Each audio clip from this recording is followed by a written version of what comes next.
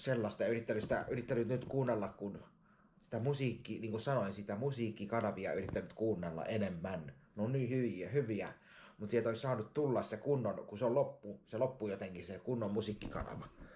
MTV Music loppu jotenkin, se loppu niin kuin sillai jännästi. Siinä oli niin hyvä, kun se tuli niin hyviä musiikkivideoita, niin oli hieno katsoa.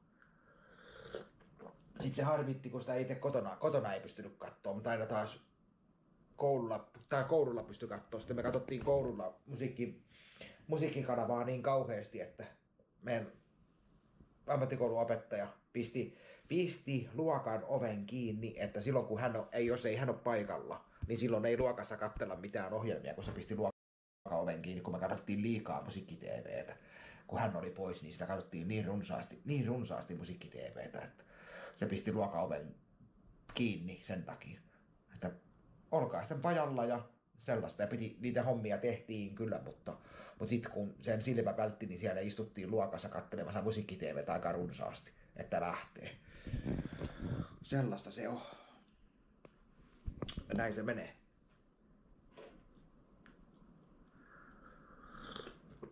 Mitähän se olisi työpaikalla, jos työpaikan taukotilassa katseltaisiin musiikkia niin runsaasti ja työnteosta ei tulisi yhtään mitään. Tai tehdään kyllä ne työt, mutta siellä on aika runsaasti sitten kahvitauot ja kaikki tauot katselemassa musiikki-TVtä. Mitähän työpaikan pomo sanoisi sitten? Mitähän se siihen sanoisi, että katsellaan musiikki-TVtä aika runsaasti? Näin se on. Semmosta se on. Tässä nyt ihmetellään tätä, juodaan aamukahvit ja vähän katsellaan tätä päivää, että minkälainen päivä tulee. Tuleeko tässä semmoinen niin kuin vähän kuin sateinen tai semmoinen, että niin kuin sataako vai eikö sada ja sellaista. Kaikki on mennyt ihan nappiin tästä ja kyllä se tästä vielä iloksi muuttuu ja